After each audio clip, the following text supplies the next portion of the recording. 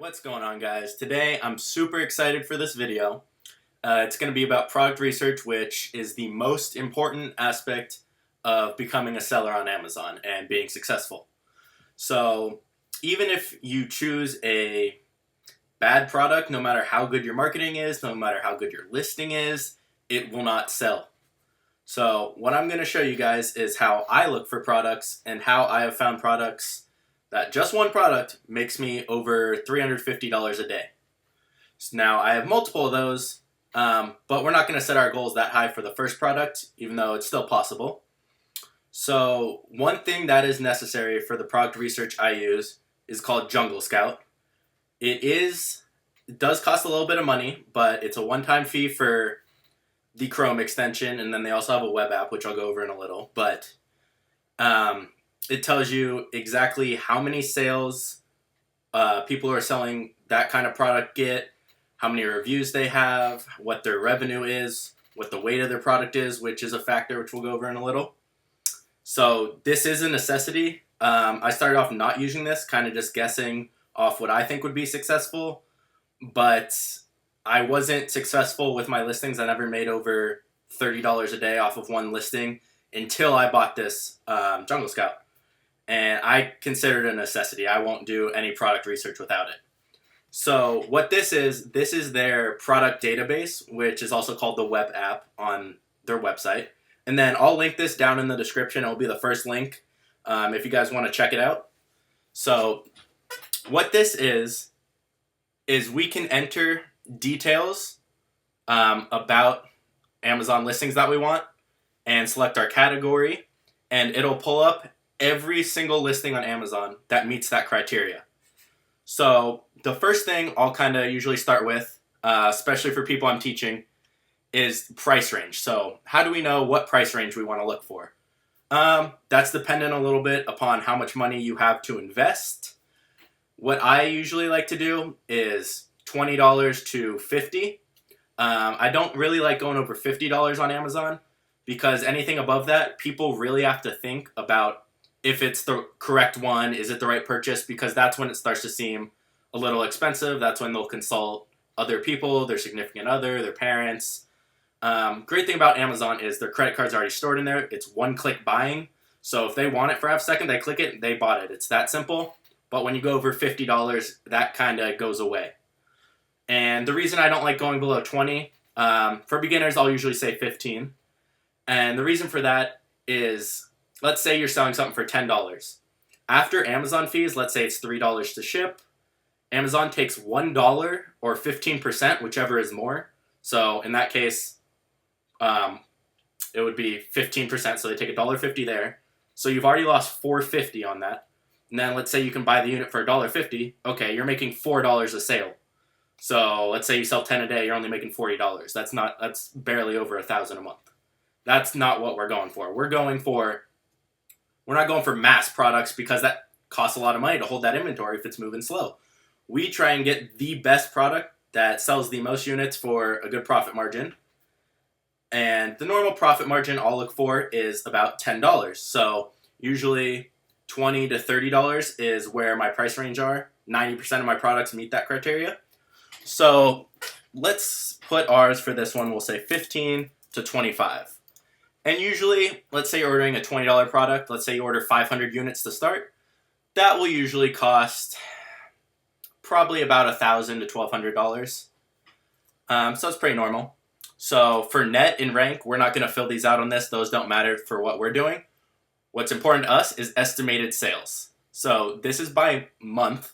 So how many do they sell a month? The minimum criteria I'll usually look for is 10 sales a day, so 300 a month. So minimum 300. We won't put a maximum because if we can find one that sells 1,000 a month, why not do that one? So 300 minimum. So 10 sales a day, $10 profit. Each sale, $100 a day is our goal. Now, this can be different for you. If you're okay making $50 a day and sitting on $1,000 worth of inventory for a month or two, then so be it. If you have to start with a less expensive product and make $4, but you're selling 10 or 15 a day, and that works for you, then do it. But I got to the point where I need to be making at least $100 a day from a listing because I know there's enough out there where I can do that. Otherwise, I'm just putting my money into something that's not as useful as a product that would make me more. All right, so then estimated revenue, we don't care about that. We just care about sales. And then reviews. So reviews are really how we gauge competition on Amazon. So let's say the first listing for a keyword, let's say we go grill gloves, because they're very competitive. Now, any of these listings I show you on this, don't do. None of them will be good. I'll show you one that's good, but there's a reason you can't do it. So don't even look at these products that I show. They won't be good. So this is an example of a very, very, very competitive, oversaturated market. So when we're looking at Amazon for sales, see how these say sponsored right here? Sponsored? That means they're paying Amazon to be there for this keyword, grill gloves. So they're not organically there, so we're not going to look at them. We're going to pretend they don't exist. So this is where our competition starts. We see 200 reviews, 300 reviews, 21, 15, 2, 700, 3,000, 140. This is very competitive. What I'll normally look for, I mean, even if it's this competitive, they're still getting, these are probably selling over 2,000 units a month, probably top 10. That's way too many. You're not going to be able to rank with them. So our whole goal with product research is to figure out where we think we can get our product listing for the biggest keyword. So grill gloves, I mean, I could put heat-resistant oven mitts like this guy, but that's less broad. So we want to check the broadest to see how competitive it really is. So what I'll normally like to look for reviews, I'll just put a max. I'll normally look for 50 or 75. I mean, there's enough products under 50. And the last thing I'll click is standard, because oversized, you're going to get hit with a lot of fees from Amazon for them to ship it. And yes, it is necessary to use FBA to qualify for Prime. You'll get about 1/10 of the sales if you don't send in your inventory and you fulfill it yourself. Plus, you're setting up yourself for a lot more work and less profit. So then we can choose our categories. Some of these categories, you're not allowed to sell in. They're restricted. I have access to a couple because I got ungated. I had to pay someone to get ungated. It's a very difficult process. I wouldn't recommend even trying it anymore because it just gets more difficult as time goes on. But just be aware, the categories I have unselected, except for toys and games. It's just way too competitive. I don't like looking at that one. These are all gated pretty much, except for electronics, toys and games. And then I mean books, but we're not looking to sell books. We're looking to start our own product. So these are all the categories I selected. Every one of these pretty much is restricted and you cannot sell in it. So don't buy products for retail arbitrage. Or if you're creating your own product like we're talking about here, don't go into these categories. So we just click search and it pulls up everything that meets this criteria on Amazon. You'll see 2,333 results. So then what I'll do here is I'll look through these listings, and as you get going, you'll kind of know what's oversaturated and you don't even look at it, like yoga mats, yoga towel, not even going to look at. Most things like fitness, yoga are oversaturated. Stuff like this where it's a big name brand. Let's see an example of this. Like clothing, I won't look at all. Any big name brands, or you'll see a lot of water filters on here. Don't even look at those. Kind of just keep scrolling. So these take up a lot of room for a 100-pack. That's going to be pretty expensive to ship, even though it's light. So let's use this as an example. I've used this a couple times.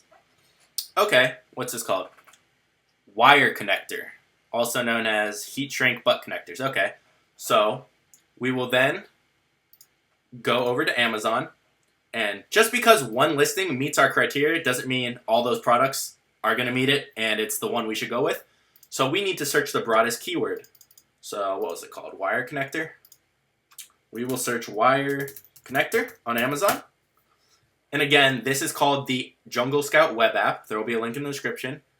And now, so that is $40 a month, but I mean, you're going to save tens of hours using that instead of going into a category searching. What I'll do is I'll pay for the month, do a ton of research, save a couple products for the future, cancel it, so I only spend $40. Now, this Chrome extension, which I'm about to show you, is a one-time purchase, and I mean, you can't go without it and find products. The other one, you kind of can. It's just you're going to take a lot more time. This one, you can't research products without it and figure it out. So, for this product, we search the most broad keyword and make sure we're in all departments. Otherwise, it won't bring up all the products. So, we'll look here. We'll see, okay, prices kind of drop and are kind of low. They're under our minimum, even though the one we looked at wasn't. Reviews, there's a couple over 75 or 50. Not too bad, except for right here. Sales don't really meet our criteria, and they're kind of scattered, which I don't like to see. So this wouldn't be a product I would do. This would be an example of a product with not a lot of depth of market and medium competition. I think we could find better. So let me show you an example of what a good product would be. Now again, don't do this product because it's a restricted product on Amazon. I tried to sell it because of how good the numbers were. I sold it for about 10 days and then Amazon removed my listing twice. And I don't know why there's other sellers that are allowed to sell it and I'm not. But it's a product you're not allowed to sell because it is a lockpick set. Now, I bought 500 of these and had to send them all back. But I did sell them all on eBay within a month. I was selling like 10 a day on eBay and got all my money back. So, again, we don't look at sponsored. And when you pull up the Chrome extension on Jungle Scout, sponsored will not show up on there. So, let's pretend we're going to do this product. We'll look at how well it is. Okay, look at these sales. This is fantastic. I like to usually look at the first 10 listings and make sure usually at least 7 of the 10 meet my criteria. So, okay, only person above 50 reviews or even 26 is one person. I'm fine with that. And that is because their price is super low because that's them right here. They're selling something a little different. We're looking to sell a kit kind of like this. So this is, I won't even count this. It's not the same product. So we'll X this guy out. We're not even going to count him on here. So you'll see about 70% of the listings do meet our criteria right here. And because of the competition here, I think I could get my product right in this area right here. Probably 3 to 6 or 7. And if I do, I should capture probably 500 sales a month. So what's that? 15, 17 a day? Okay, so this would be a product. Let's see how much it weighs. Okay, most are about a pound, pound and a half. Not too bad. We can see the fees people are paying. So let's say we charge $24.79, like this guy. He's paying $7.73 in fees. So what that means is if his product costs him, let's say his product cost him $10, which is extremely high. Actually, let's say $7. That's more realistic. His product costs him $7. So add that to this. So his total costs are $14.73.